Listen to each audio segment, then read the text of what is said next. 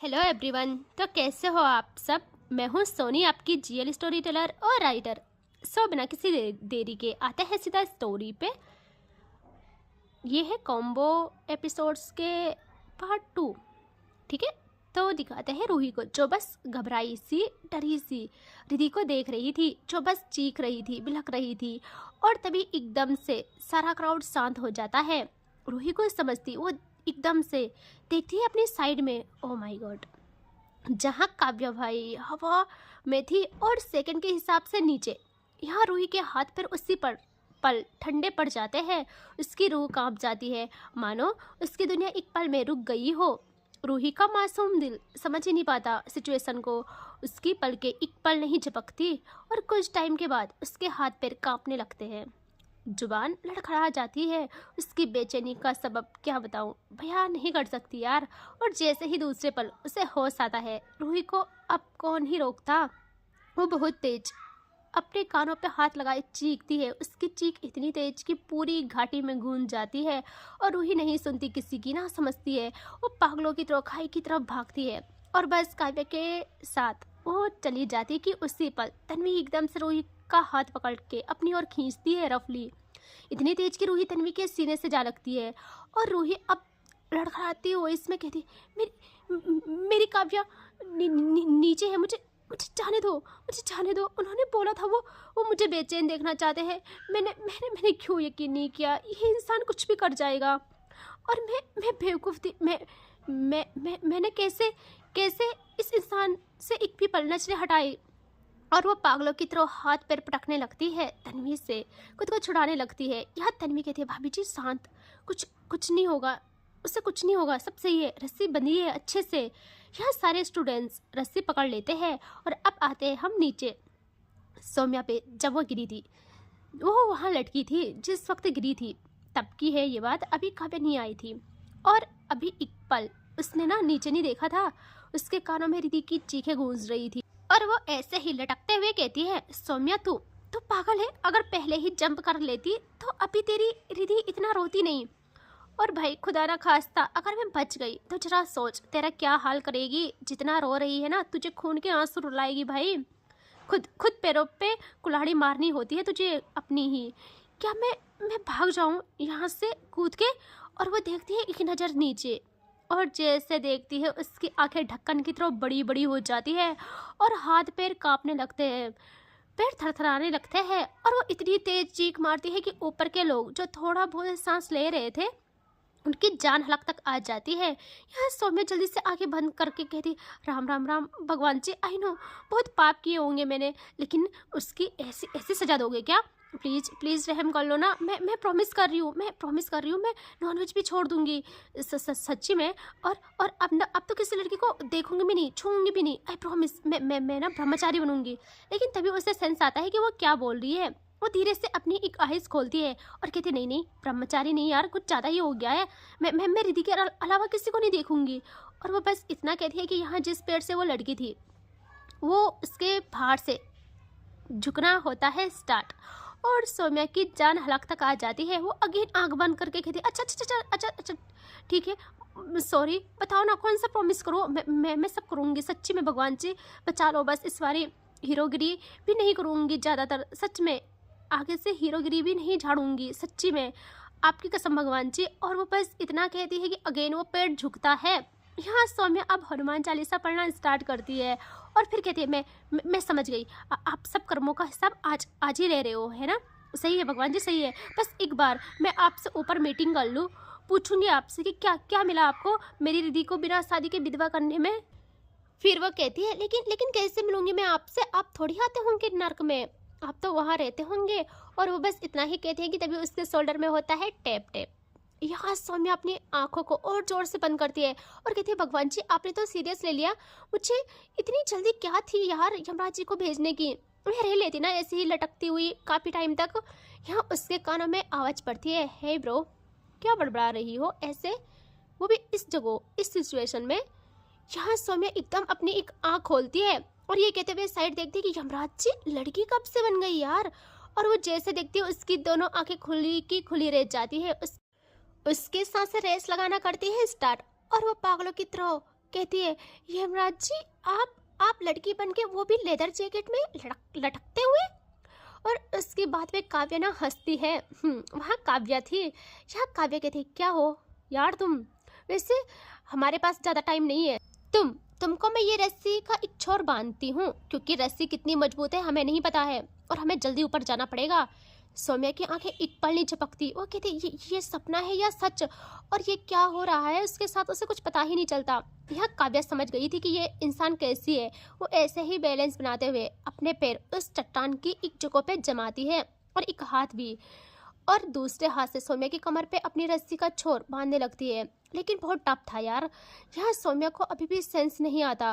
और काव्या फिर उसी पेड़ के करीब आके खुद को बैलेंस बनाते हुए वहाँ उस पेड़ पे बैलेंस बनाती है। एंड फिर सौम्या की कमर टाइट बांध लेती है अपने दोनों हाथों से। और उसकी इतना ही करना था कि सौम्या के हाथ और पेड़ की जड़ अपनी जगह छोड़ देते हैं उसी पल, और एकदम दोनों हवा में। Oh my God. और काव्या तो बहुत काम थी, बट सौम्या की चीखें अगेन उस घाटी को झकझोर के रख लेती है। और यहाँ ऊपर रूही और रिद्धि का हाल बताने योग्य नहीं रहता यार। और काव्या ना जल्दी से सौम्या का एक हाथ भी पकड़ लेती है और जोरों से चिल्लाती है कि खींचो ऊपर। रस्सी पर दबाव भी बन गया था, सब समझ भी गए थे, हरकत में आ गए थे सब। और अब ऐसे ही ये लोग उन्हें ऊपर खींचने लगते हैं। और कुछ सौम्या ना एक पल भी आंखें नहीं खोलती, बल्कि काव्य के पैरों से होके कमर पे पकड़ बनाती है। यह काव्य कहती, क्या कर रही हो यार, ज़्यादा हिलो मत, हम गार्डन में नहीं घूम रहे हैं, देखो हम कहाँ हैं। सौम्या ऐसे ही कहते, अरे ऐसे कैसे ना हिलूं, मेरी रूह हिली हुई है यार। और काव्य कहती, तो ऐसे लटकना जरूरी था, मौत से इतना डर लगता है तो। यहाँ सौम्या कहती है, मौत से नहीं साहब, अपनी वाली से डर लगता है। काव्य कहती, क्या मतलब। सौम्या कहती है, सही सलामत ऊपर चले जाए बस, आपको पता चल जाएगा, अभी समझ जाओगे। यहाँ काव्य कहते, खैर छोड़ो ये सब, हम ना बस खैर से ऊपर पहुँचे तो तुम्हें नहीं पता मेरा क्या हाल होने वाला है। मेरी रूही तो अब तक बस, और उससे सेंस आता है कि उसकी रूही का क्या हाल होगा। और यहाँ सौम्या वो एकदम से काव्य के पीठ की तरफ आ जाती है, बंदर की तरह, और लोग इन्हें ऐसे ही ऊपर खींच रहे थे। काव्य पूरी पहले हवा में लिफ्ट थी, लेकिन अब काव्य खुद को चट्टानों की ओर ले आती है और सौम्या उसकी पीठ से चिपक जाती है, आंखें बंद, और पैर काव्य की कमर की एरिया की तरफ क्रॉस पोजीशन में। यहाँ काव्या को उसकी हरकतों पे हंसी आ रही थी, और वो ऐसे ही ऊपर की ओर आने लगते हैं। और कुछ टाइम के बाद सबकी सांसें सुखाने के बाद आखिरकार काव्य के हाथ जमीन पे दिखते हैं, और जैसे दिखते हैं सब लोग भागते हैं वहाँ। और अब कोई टेंशन नहीं थी यार, दोनों को सब लोग सही सलामत भगवान की दया से ऊपर खींच लेते हैं। और जैसे सौम्या और काव्य ऊपर आते हैं भाई, उनके आगे पीछे भीड़ जमा हो जाती है। यहाँ हमारी काव्य तो भाई बिल्कुल कूल रहती है, एकदम कूल। वो अपने से रस्सी हटा लेती है बहुत जल्दी जल्दी, क्योंकि उसे अपनी रूही के पास जाना था। कि उसी पल भीड़ को चीरते हुए अंगार बनी रूही काव्य की तरफ आती है। आंखों में इतना दर्द और गुस्सा कि क्या बोलूं, सीने में एक अलग सी बेचैनी। और काव्य कुछ समझती, रूही गुस्से में काव्य को अपनी तरफ करती है रफली। काव्य तो ना बस फ्रीज हो जाती है। वो जब तक फील करती, रूही उसके सामने थी, और वो देखती है रूही को और कहती, जान वो मैं, और आप रो क्यों रहे हो, मैं ठीक हूँ। कि उसी पल रूही के नाजुक छोटे छोटे हाथ काव्य के गालों पे सजने होते हैं स्टार्ट। रूही रोते हुए काव्य को थप्पड़ मारने लगती है, बहुत मारती है ना, बहुत ज़्यादा। ना उसकी बेचैनी कम होती है, ना ही उसके आंसू कम हो रहे थे, फिर भी वो मारे जा रही थी। यहाँ काव्य के चेहरे पे अभी भी स्माइल थी, और रूही को ये स्माइल इस वक्त जहर लग रही थी, और काव्य को मारना नहीं रोकती। और फिर काव्य के सीने में मारना करती है स्टार्ट। यहाँ काव्य कहते, जान क्या कर रही हो, सब देख रहे हैं यार। रूही को पता नहीं क्या होता है, वो एकदम से काव्य के सीने से जा लगती है, हाय, क्योंकि वो अपने बेचैन दिल को करार देना चाहती थी, अपनी सांसों को एहसास कराना चाहती थी कि उसका महबूब, उसका सुकून आ गया है सही सलामत उसके पास। यहाँ काव्य भी बहुत टाइट अपनी रूही को हक करती है, और ऐसे ही कहती है, जान शांत हो जाओ प्लीज़ ना, मैं ठीक हूँ। यहाँ रूही अब काव्य को हक से रिलीज़ करती है, और रोते हुए उसका फेस हाथों में लेती है, और दुनिया जैसे उसके लिए कुछ हो ही नहीं। वो पागलों की तरह काव्य का माथा, उसका फेस, उसकी नोज़ी, उसके गाल, उसके चिन को उसकी आंखों को चूमने लगती है पागलों की तरह रोते हुए। और अब कहती है वो, कर लिया ना अपनी मन की, बेचैन करना था ना मुझे, कर लिया, मिल गया सुकून। मैं क्या करूँ आपका, मैं हर जगह से आपको बचा के ला रही हूँ, वहाँ से घर लाई ताकि सब सही नेगेटिव चीज़ें हमसे दूर हो जाए, हम पे देखे बिना। और आप हर बारी मेरे दिल को सताने में लगे रहते हो, मेरे इस दिल को सताने में बाज नहीं आते हो, क्यों हो ऐसे, मैं क्या करूँ आपका। यहाँ काव्य एकदम से रूही को अगेन अपने सीने से लगा के कहते हैं, जान शांत हो जाओ बच्चा, मैं ठीक हूँ। और अब आते हैं हम सौम्या पे, जो ऐसे ही ऊपर आई थी। पहले तो वो गहरी सांस लेती है और फिर डर के मारे, उससे ना सिर्फ दीदी का डर था, फिर वो डर के मारे आसपास देखने लगती है और वही होता है यार जिसका डर था। यहाँ रिद्धि पूरी आग की तरह वो अपने आंसुओं को साफ करते हुए, भीड़ को चीरते हुए सौम्या की तरफ आ रही थी। और सौम्या समझ गई थी कि अब तेरी खैर नहीं सौम्या। यहाँ रिद्धि एकदम से आके सौम्या को उसके कॉलर से पकड़ लेती है गुस्से में। यार दर्द भी था, वो पता नहीं कुछ अजीब फीलिंग्स थी। और सौम्या कहती है, बाबू ये क्या है। यहाँ रिद्धि ऐसे ही सौम्या के कॉलर से हाथ हटा के उसके फेस को थाम के चेक करने लगती है कि कुछ हुआ तो नहीं। वो उसके हाथ देखती है, फिर उसको ना पलटा के बैग देखती है उसकी। वो पागल हो गई थी इस फीलिंग से, वो खुद परेशान थी, लेकिन क्या करे, सौम्या के लिए उसका यूँ तड़पना उसे डर पैदा करवा रहा था। वो बस चाहती थी कि बस अभी शुरुआत है तो ये हाल है, आगे न जाने क्या तबाही होगी, इसीलिए वो इसे रोकना चाहती थी। यहाँ वो ये भी देखना चाहती थी कि सौम्या सही सलामत है। यहाँ वो ऐसे ही कहती है, मिल गया चैन, बन गए हीरो। हाँ, मुझे सताना चाहते थे ना, यही दर्द देना चाहते थे ना, कि देख मैं ऐसा कर लूँ तो तुम तड़पोगी, मुझे तड़पाना चाहते थे ना, तो सुनो तड़पी हूँ मैं हर एक पल। जब से तुम्हारा हाथ मेरे हाथों से छूटा है, मेरी सांसों ने मुझसे दगा करने की ठान ली है। और रिद्धि की आंखें यार, इतनी प्यारी आंखें, बड़ी बड़ी काली काली गहरी समुद्र सी, और उसमें वो आंसुओं का भंडार। हाय, सौम्या तो बस स्माइल कर रिद्धि को देखे जा रही थी। यार रिद्धि को इस चीज़ से आग लगती है। वो अगेन सौम्या का कॉलर झकझोर के कहती है, बहुत बुरे हो तुम सच में बहुत बुरे हो। तुम हंस कैसे सकते हो इस सिचुएशन में। मेरा ये हाल देख के तुम्हें हंसी आ रही है। और पता नहीं रिद्धि को क्या होता है, वो कहती है, देखो मुझे फील हो गया है, जिस टाइम से हम दोनों मिले हैं सिर्फ हमने पागलपन और जुनून की हदें तोड़ी है। अब इनफ इज इनफ। यहाँ सौम्या बस देखे जाती है कि रिद्धि को कि अभी क्या हुआ। और जल्दी से रिद्धि का फेस हाथों में लेती है और कहती है, रिद्धि तुम ऐसा क्यों बोल रही हो, शांत हो जाओ बच्चा, मैं हूं ना, शांत हो जाओ, हम करते हैं ना, बात करते हैं, ठीक है। यहाँ रिद्धि एकदम सौम्या का कॉलर छोड़ के उससे दूर हट जाती है और कहती है, नहीं, मुझे तुमसे कोई भी बात नहीं करनी है, कोई भी नहीं, समझे तुम, प्लीज मुझसे दूर रहो, हाथ जोड़ती हूँ, मुझसे दूर रहो, मैं वरना पागल हो जाऊंगी। इन लम्हों में मैंने फील किया है कि मैं खुद को खो रही हूँ। मैं किसी भी चीज़ के लिए लाइफ में ऐसे नहीं तड़पी हूँ, मैं ऐसे नहीं बनी हूँ, मैंने खुद का हाल ऐसा नहीं किया है कभी, मैंने कभी ऐसा नहीं चाहा खुद के लिए। मैं नहीं चाहती ये सब हो, तुम दूर रहो मुझसे, बस मुझसे दूर रहो। और वो ये कहते हुए ना वहाँ से पीछे चली जाती है। और सौम्या शॉक्ड।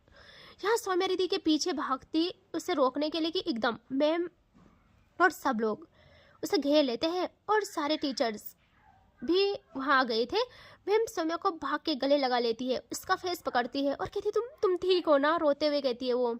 यहाँ सौम्या की नज़र सिर्फ रिद्धि पे थी और तनु जल्दी से रिद्धि के पीछे जाती है उसे काम करने के लिए। और यहाँ कुछ टीचर्स के पास सिया थी जो बेहोश थी और सौम्या कुछ करती, उसकी नज़र जाती है सिया पे और वो भाग के सिया के पास जाती है, उसे उठाती है और कहती है, सिया सब ठीक है, उठो यार, प्लीज़ मैं आ गई हूँ। और वो कहते हैं, पानी लाओ जल्दी। और कोई पानी लेके देता है और यहाँ पानी की पूरी बोतल वो सिया पे डालती है। और सिया जैसे होश में आती है वो अपने आंखें खोलती है, वो सौम्या को देखती है अपने सामने। उसे ये सच नहीं लगता, वो एकदम से सौम्या के गले जा लगती है ताकि वो फील करे कि ये सच है। यहाँ सौम्या कहती है, मैं ठीक हूँ, शांत हो जाओ प्लीज़, सब लोग शांत हो जाओ यार, ये क्या हो रहा है मेरे साथ, क्यों ही आई मैं वहाँ से ऊपर। सिया तो यार सौम्या को छोड़ती ही नहीं। और यहाँ काव्या ये सब देख रही थी, उसके सीने से ना उसकी रूही लिपटी थी, बट वो सब समझ जाती है। यहाँ काव्या ऐसे ही रूही को बहुत प्यार से गाड़ी तक लाके अपनी कार में बिठा लेती है।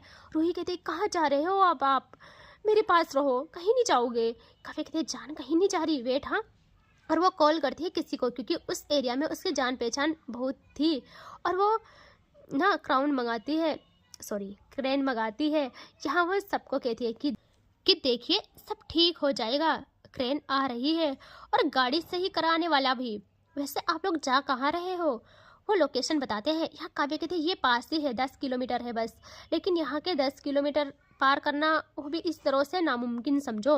और रात भी होने वाली है और हो ही जाती है रात। वो कहते हैं थैंक यू सो मच, आपने हमारी इतनी मदद की। काव्या कहती है अरे थैंक यू मत बोलिए, बाकी ध्यान रखना चाहिए आपको हर एक चीज़ का, आपकी ड्यूटी है ये। इतनी लापरवाही, इतना बेहतर कॉलेज होके भी ऐसी व्यवस्था, गलत बात है ये यार। इस पे तो एक्शन लेंगे यार सब लोग। सब लोगों के सर झुक जाते हैं। और फिर क्रेन आती है कुछ टाइम के बाद और बस को वहाँ से सेफ निकाल के उसको सही करने लगते हैं। यहाँ रात भी हो गई थी और इन सब की वजह से लेट हो गई थी। तो काव्या लोगों को आगे बढ़ना अच्छा नहीं लगता। यहाँ टीचर्स इन सब लोग काव्या से रिक्वेस्ट करते हैं कि प्लीज़ आज रात हमारे साथ रहिए ना, हमारी लोकेशन में हम कैंपिंग करेंगे। रात भी हो गई है, आप कहाँ जाओगे, आगे तो कोई चीज़ें है भी नहीं जहाँ आप रुक सको। अब काव्या देखती है रूही को। रूही आंखों से ही कहती है कि नहीं। और काव्या कहती है वेट हाँ, अपनी गृह मंत्री से परमिशन लेती हूँ। और वो रूही के पास आके कहते हैं जान रात हो गई है और आगे तो और भी ज़्यादा खतरा रहेगा ना रात में। ये लोग जा रहे हैं, आपको नहीं पता कितनी बेस्ट जगह है यार वो, और खासकर रात में मज़ा आएगा। यार रूही सोचती है कि रात का टाइम है, आगे बढ़ने से तो खतरा भी हो सकता है, कोई प्रॉब्लम भी होगी। वो हाँ में सर हिलाती है और काव्या स्माइल करके कहती है रूही के कानों के पास डार्क टोन में कहती है कि तो जान आज रात कैंप में, हाय मजा आएगा। रूही अगेन घूरती है काव्या को और काव्या जल्दी से हट के उन्हें कहती है ओके डन, बस सही हो जाए, आपके स्टूडेंट्स को सेफली वहाँ पहुँचा देंगे हम। यहाँ रूही तो कार में ही बैठी थी और काव्या बाहर। सिया ने अभी भी सौम्या को नहीं छोड़ा था और सौम्या की नज़र रिद्धि पे थी जो कि तनु के सीने से लगी हुई थी। सौम्या और रिद्धि दोनों के अंदर एक अजीब सी बेचैनी, एक आग जल रही थी। रिद्धि एक भी पल सौम्या पे नहीं देखती। यहाँ गाड़ी पूरी तरह सही हो गई थी, सब लोग गाड़ी में बैठ जाते हैं। तनु रिद्धि को भी गाड़ी में बिठा लेती है और सौम्या और सिया बाहर थे। सारा काम काव्या ने प्रॉपर तरीके से कर लिया था और सौम्या अब थोड़ा सा अपनी रिद्धि के ख्यालों से बाहर आती है और वो आती है काव्या के पास, क्योंकि उसने उससे थैंक यू भी नहीं बोला था यार। और काव्या उससे देख रही थी और मुस्कुरा रही थी। यहाँ सौम्या काव्या के पास आके कहती है थैंक यू यार, thank you so much. Kavya अपनी गर्दन को स्ट्रेच करते हुए कहती है थैंक यू, बस धन्यवाद। तुम्हें नहीं लगता तुम्हें तो मुझसे बड़ी सी दावत देनी चाहिए? मेरी गर्दन की जो बैंड बजाई है तुमने भाई, क्या बोलूँ। यहाँ सौम्या कहती है यार क्या करूँ, बस हाइट से और भूत से डर लगता है, बाकी से तो निपट जाती हूँ यूं। यहाँ ना काव्या कहती है और मैडम जी से। सौम्या एकदम से प्रॉपर देखती है काव्या को और कहती है ब्रो। काव्या आई ब्लिंक करती है और कहती है हाँ भाई, मेरा हाल भी ऐसा ही था किसी ज़माने में, सो चिल। हाँ सौम्या कहती है सच में थैंक यू यार, यहाँ ना लाने के लिए, वहाँ से बचा के शेरनी के मुंह में छोड़ने के लिए। यहाँ इनकी और भी बातें होती है, सौम्या काव्या की बातों से और काव्या सौम्या की बातों से समझ जाते हैं एक दूसरे को एक नज़र में, कि किसी को भी वो एक नज़र में पहचान जाते थे। काव्या को ना कौन कैसा है बस एक नज़र देखने भर से ही पता चल जाता था। और सौम्या की स्कैन करने की क्षमता तो आप सब जानते हो, उड़ती चिड़िया के पर गिलने। और उन दोनों को एक दूसरे से बहुत अच्छी वाइब्स आ रही थी। सौम्या की बातों से काव्या बहुत खुश होती है। यहाँ सौम्या देखती है एक नज़र अंदर रूही पे, जिसका मासूम फेस अभी भी आंसुओं के तले था। और सौम्या कहती है कौन है फैमिली? वैसे जिस तरह से मैडम आपके सीने से लिपटी थी, मुझे तो लग रहा है। यहाँ काव्या स्माइल करती है और एकदम से सौम्या का फेस हल्का पकड़ के रूही से नज़र हटा के अपने सामने करते हुए कहती है भाभी है तुम्हारी मेरी रूही, तो थोड़ा सा समझ रहे हो ना। यह सौम्या जल्दी से कहती है भाभी जी प्रणाम। रूही तो बस देखती रहती है और हाँ में सर हिलाती है। यहाँ सौम्या कहती है यार भाभी माँ बोलूँगी यार, सच में चिल। हाँ चिल। काव्या कहती है गुड, भाभी माँ ही बोलना। यहाँ सौम्या ना कुछ और कहती, काव्या कहती है सो आज वहाँ जा रहे हो, लोकेशन बहुत अच्छी चुनी है आप लोगों ने, क्या प्लान है आज का? और वो धीरे से सौम्या के पास आके कहती है यू नो ना वहाँ। यहाँ सौम्या कहती है हाँ आई नो, वहाँ आई नो वेरी वेल, मेरा तो फुल इंतजाम है, क्योंकि आज मेरी वाली मुझसे रूठी है, इतनी आसानी से मान जाए ये मुझे नहीं लगता। जाम पे जाम तो चलने चाहिए, वो भी महफिल में। यहाँ काव्या भी खुश हो जाती है और कहती है यार बट मेरी वाली तो तुम नहीं जानते, अभी बस दिखती मासूम है, सारे जमाने के लिए स्वीट, बट मेरे मामले में शेरनी होती है। सौम्या कहती है कर लेंगे ना यार कुछ इंतजाम, सो चले अब। यहाँ काव्या भी आ जाती है कार में और सौम्या सिया के पास आके उसे ले आती है बस में, और अब ये लोग बैठ जाते हैं अपनी अपनी जगह। यहाँ सौम्या अभी भी बस रिद्धि को देखे जा रही थी और रिद्धि ना उसे देख भी नहीं रही थी। यहाँ ये लोग आगे बढ़ने लगते हैं और कार में काव्या स्टार्ट करती है कार को। रूही कहती क्या था वो, काव्या कहती क्या जान, रूही कहती क्या बातें हो रही थी, एक मुलाकात में इतनी बातें। यहाँ काव्या कहती है जान आप नहीं जानते, उसकी बातें, उसका तरीका, सब कुछ भाई मानना पड़ेगा। और तन्वी जो रिया के साथ थी वो भी आती है, आ गई थी कार में और रिया को बिठा देती है वो, और काव्या के कान के पास कहती है काव्या हम वहाँ जा रहे हैं। यहाँ काव्या एकदम से गर्दन घुमा के देखती है पीछे और आंखों से इशारे करती है कि पागल कुछ भी मत बोल। रूही टेढ़ी आंखों से घूरती है काव्या को और रिया तन्वी को। यहाँ रूही कहती है सच सच बताओ, क्या क्या चल रहा है, बताओ जल्दी से, सच्ची बोल रही हूँ, आप मुझे बहुत सताने लगे हो आजकल, अब और मुझसे झेला नहीं जाएगा, अगर कुछ भी उल्टी सीधी हरकत की ना, मैं सच कह रही हूँ। यहाँ काव्या कहती है जान मैं कुछ नहीं करूँगी, यकीन नहीं है आपको मुझ पे। जिस स्पीड से काव्या कहती है उसी स्पीड से रूही कहती है नहीं बिल्कुल भी नहीं है मुझे यकीन। यहाँ काव्या शॉक्ड, वो कहती है जान ऐसा तो मत बोलो यार, इज्जत का सवाल है। और कार तो उसने स्टार्ट कर ली थी, अब वो बस रेस देती है और ऐसे ही मुंह फुलाए। रूही कहती है बहुत बुरे हो, बहुत हीरो बनना होता है ना हर जगह, ये सब ना छोड़ दो अब, सच्ची बोल रही हूँ, आज के बाद अगर ये हुआ। यहाँ काव्या कहती है ओके ओके मैडम जी, आज के बाद कुछ भी ऐसा वैसा नहीं होगा पक्का, भाई आप तो इस शेर को बिल्ली बना के ही रहोगे। यहाँ रूही कहती है शेर हो लेकिन मेरे आगे नहीं चलेगी आपकी, समझे आप, हर तरफ कूदना होता है, कुछ भी लड़ना होता है, कुछ भी करना होता है, सब छोड़ दो, बोल रही हूँ आज से ही। काव्या कहती है ओके ओके मेरी जान, जो हुक्म आपका हुक्म, सर आंखों पे। और वो जल्दी से तन्वी को फ्रंट मिरर से आइवलिंग करती है। तन्वी भी खुश हो जाती है, इन्होंने कुछ तो सोचा था। एंड इससे आगे देखेंगे नेक्स्ट पार्ट में। देखिए यार मेरी आवाज़ की लगी पड़ी है, सो प्लीज़ इतने में ही खुश हो जाइए। ओके सो देखेंगे नेक्स्ट पार्ट में, टेक केयर।